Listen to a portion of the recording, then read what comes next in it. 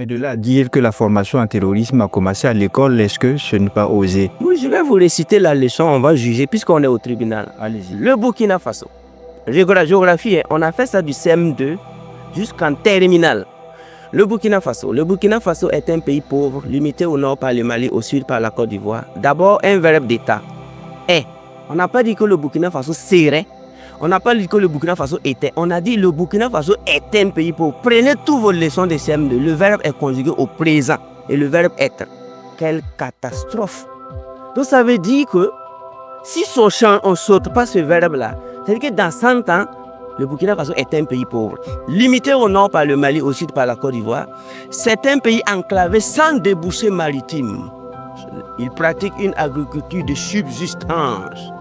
L'élevage cuirasse latéritique ferragineux.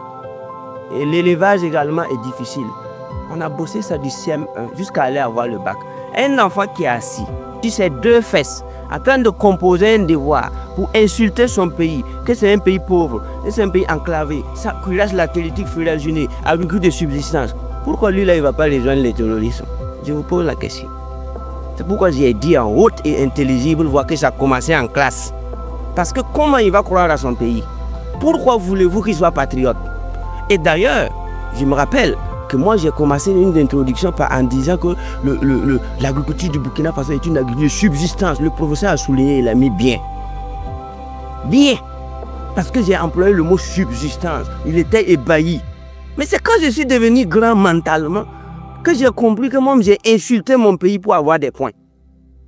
Nous tous on a fait ça ou pas? Tous ceux qui piaillent, qui circulent avec j'ai le bac, on a insulté notre patrie, oui ou non? Je vous pose la question. Mais est-ce que ce ne sont pas aussi les réalités? Quelle réalité? L'Israël à quelle mer? L'Arabie Saoudite, il pleut combien de fois par jour? À Dubaï, il pleut. Dubaï s'est débrouillé pour créer des mers artificielles. Moi, j'ai créé un business à Dubaï. Je vais à Dubaï quand je veux. Quand je vais, je pleure. Pendant que d'autres prennent des photos. Il y a des bateaux à Dubaï. Ils se sont débrouillés pour aller tirer la mer. Moi, j'ai vu un candidat dire qu'il va faire venir la mer ici et des gens ont commencé à se moquer. Peut-être que lui aussi n'était pas sûr avec ce qu'il disait. Sinon, c'est possible. Un pays enclavé, l'Algérie. On ne dit pas que l'Algérie est un pays enclavé, mais je connais des Algériens de 80 ans qui n'ont jamais vu la mer. Parce que du point de la mer jusqu'à l'autre côté, tu dois parcourir plus de 1200 à 1500 km. Je connais des gens au Maroc qui ont 80 ans. Ils n'ont jamais vu l'eau. Mais sur les cahiers du Maroc, on n'a pas dit que c'est un pays enclavé. Ils vivent bien. Ils n'ont jamais vu la mer parce que pour voir la mer au Maroc, il y a des gens qui parcourent 1000 km. Prenez la carte, la Libye. Quand vous prenez la Libye, si tu es en Libye du côté sud, tu veux voir la mer, il te faut dépenser des milliers de francs pour voyager et dormir pour aller voir la mer et revenir. Mais les Libyens vivent dans leur cerveau. Mais entre nous et la Côte d'Ivoire, c'est combien de kilomètres? C'est pas 1000.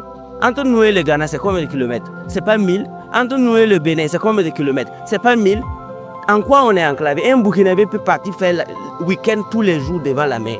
Mais on est venu nous dire que quelqu'un qui est situé à 1000 km de l'eau, qu'il est enclavé. Donc c'est ça là, moi je suis métaphysicien et psychologue. Je sais comment on tue et je sais comment on ressuscite. Si je compose une leçon pour un pays aujourd'hui, pour que ce pays devienne pauvre dans 5 ans, je vous jure, on va dysfonctionner ce pays. Et ceux qui ont fait cette leçon, c'est des gens qui ont étudié la psychologie humaine avant de composer ça, nous donner.